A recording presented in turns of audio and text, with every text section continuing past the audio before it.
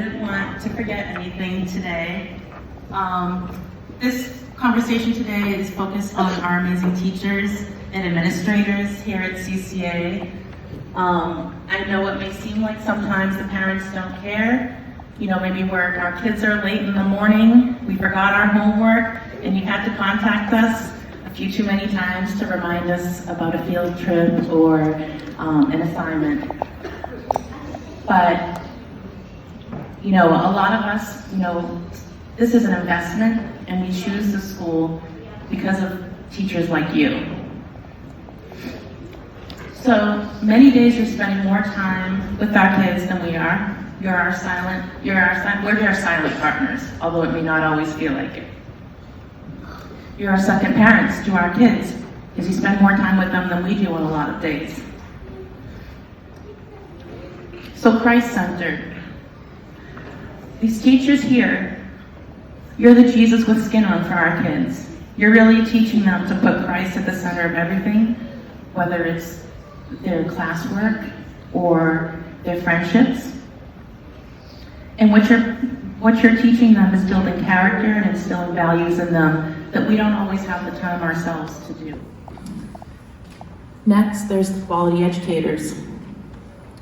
We know that you're all very kind, caring, incredibly smart because you get the new math that everyone knows I don't get. Your dedication comes through for our kids and the way you make your classrooms a second home for them. You're committed to their social, emotional, and intellectual development, and we see that growth every day. Cultivating the next generation. I looked up what cultivate meant. To prepare and use for the raising of crops. So I thought about that, and what you're doing is you're digging what often may seem like the hard ground of our young hearts and minds in your classrooms. And you're planting seeds. And although you may not see the fruit of it today in your class the way you'd like to, these seeds will grow and there'll be a great harvest. And that's how you're going to be transforming influence in the world through these kids. The influence is truly in our children, but it extends beyond them. Whether you're teaching them in the class, you're greeting them at the door, you're taking them in when they don't feel well, what you're putting into them, they're bringing home. And they're bringing it home to their tired parents, their grandparents, and they're sharing that love and that joy with their families. I'd like to ask the kids something. Kids, if a teacher has ever prayed for you when you were worried, please stand up. If a teacher ever comforted you when you were sad, please stand up. If a teacher ever talked you down and calmed you down when you were mad, please stand up. If your teacher ever hugged you when you're having a rough day, please stand up. Please remain standing if you stood for any of these. Did you stand for any? Now, while you're standing, I'd like to know, if your teacher ever taught you about the love of God, please raise a hand. If your teacher ever made you feel special or loved, please raise the other hand. Teachers, please look around and know.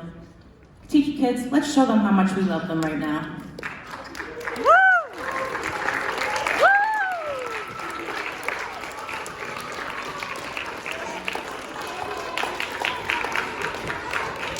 Yeah. Open it.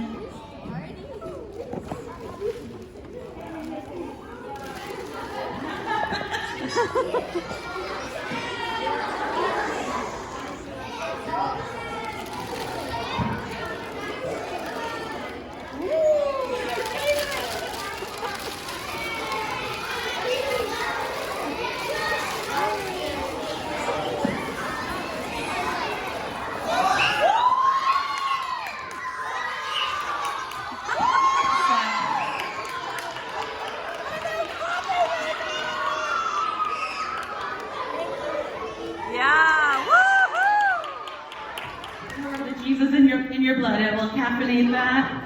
It will make our kids seem even better. How excited are you?